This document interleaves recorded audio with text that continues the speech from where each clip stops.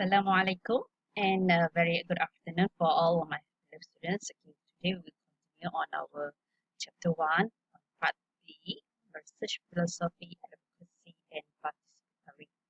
Alright, so we already understand that in the research we should have a philosophy. So another philosophy that you can have it is advocacy or participatory.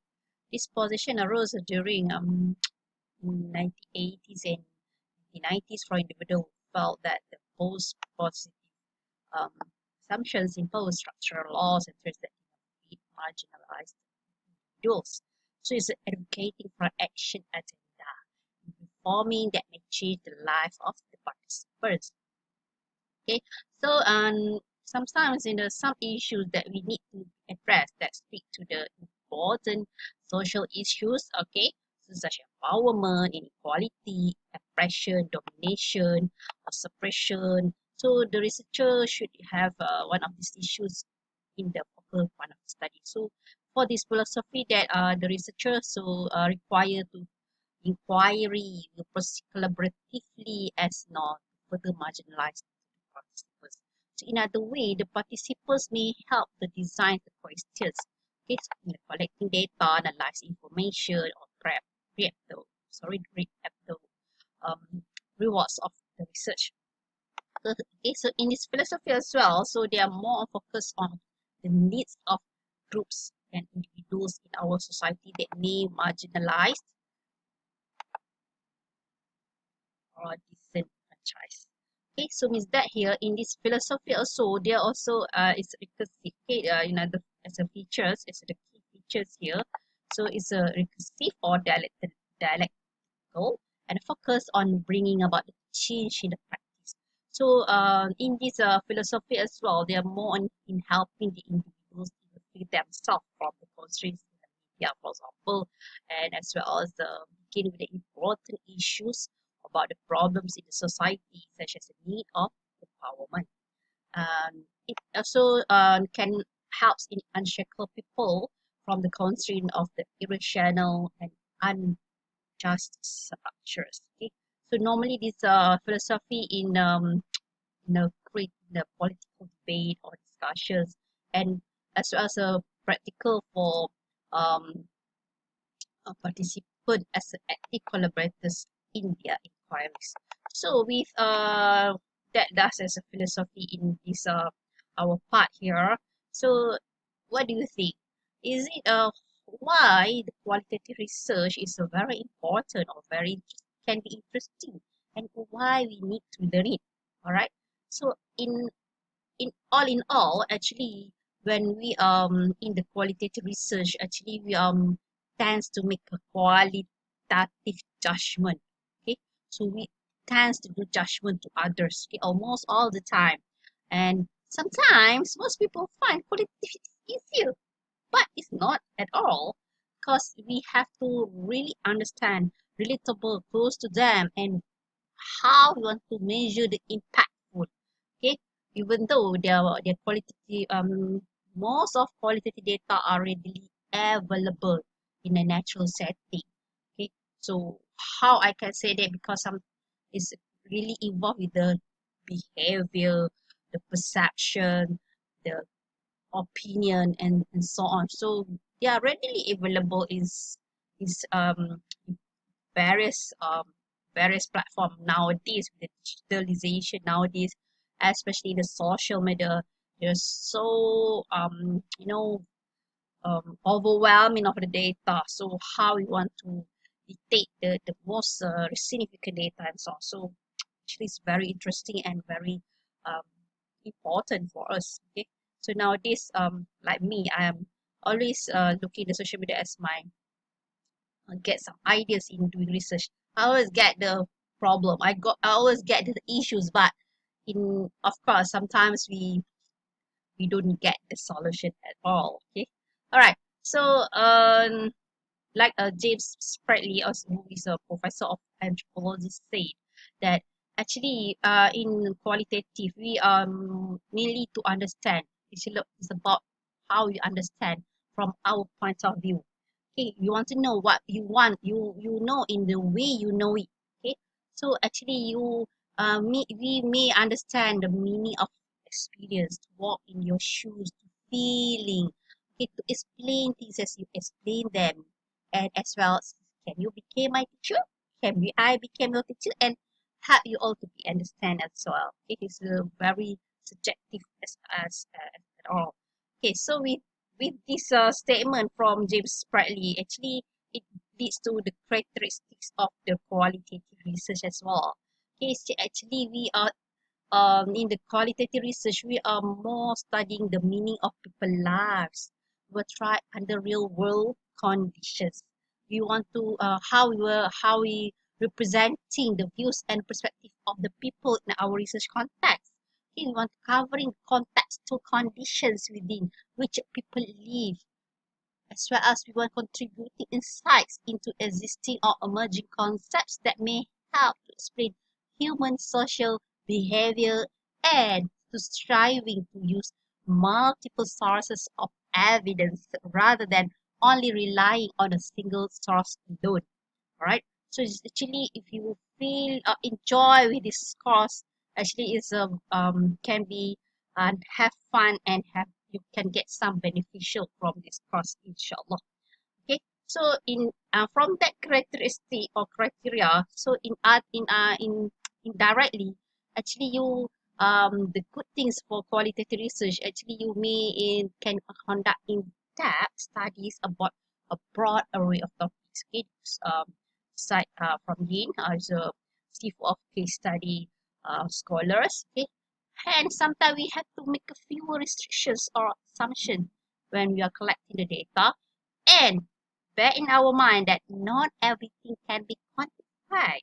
Okay, especially about the thoughts, the perceptions, the, the experience of the people, and so on. So that's the qualitative research can be comes in or play a role in the academic research.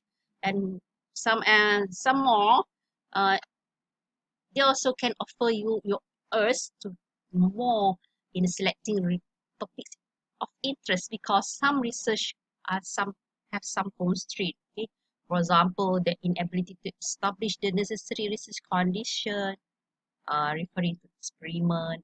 Okay, sometimes we are especially in economic study we may unavailable we are unavailable to access the data.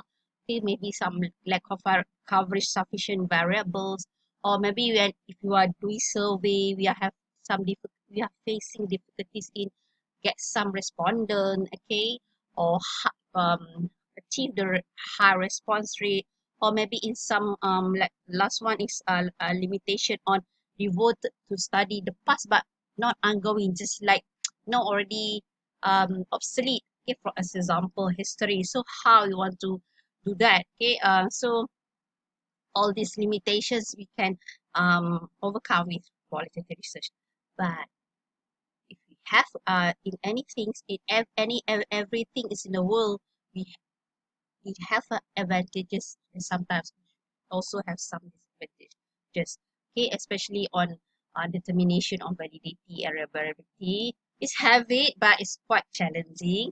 Okay, subjectivity. Okay, so sometimes it's yes, it's my experience as well. It's really hard to make others to understand what I want to do, what I want to propose, the research and so on. Or else data overload. Okay, I have a lot of data. I can see this and this and this, especially in social media, open-ended questions. For example, when you have survey and the open-ended question and the respondent will give the answers, then sometimes it have you should have some experience to categorizing the data, the response from the respondent. So, and of course can be very time consuming if you're dealing with the interview where you have to subscribing and then categorizing, do some analysis and so on, and it's really required the experience of that researcher as well, especially on the subject matter that you want to analyze, right? With and in the qualitative research, so we do have some criticism. Okay, of course, in anything we do have some criticism. Okay, sometimes people, especially on bias. okay, or reproducibility. Sometimes the research cannot be generalized, and as well as lacking of generalizability, especially when we are do case study. Let's say we do case study A, maybe it's not same as we do case study B, C, and D, because it's a very custom made. It's very no, we are depth study on that sometimes of the organization or the individual of the groups or the community and so on. Okay, so with that, actually we can overcome with, we have planning and design of it as best as we can. Okay, of course, in anything that you want to do, we must have blueprint out, or we design our research. Okay, means that includes the goals of study, the theoretical framework, the research questions, the ethics, the method that you want to use. Okay, so where we when we design, we well preparing, you will, inshallah, we will have good research, and from identifying the research topics towards to the findings. And we always alert that sometimes research can be changed time by time. Okay, we have to, while man setting, we always aware that we sometimes may change the focus, or we may change the data, or may change the analysis as well. So this is all the question that you can think on about when you are design your qualitative research. What do I want to know? Why do I want to know? What assumptions?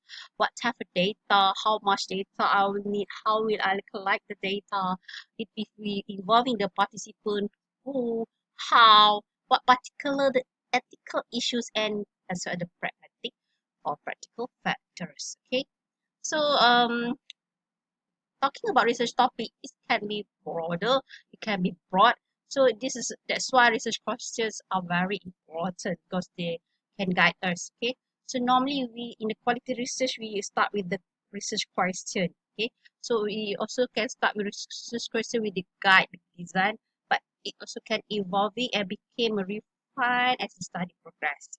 Right, so it's then how you want to find the stuff suitable.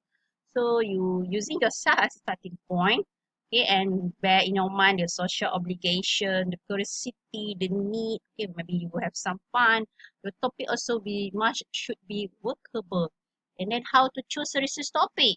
Okay, and make sure that the originality, the social relevance. You can read the details on the besides that point. Okay, the how to formulate the research questions. This is the most challenging for every researcher.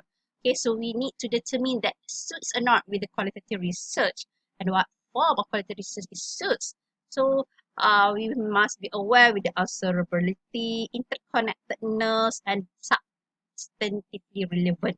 Okay, and should be concrete, specific, and measurable. And once you work out your research question and the research objective, you need to find out what the strategy and the methods that can suit with your research. Okay, so with this discussion leads you to for activity one that I already mentioned to you before this. Okay, we see back on next video. Okay, so you can see the activity one where you can should included in your individual assignment one as well. Okay, we will continue in next video. Thank you.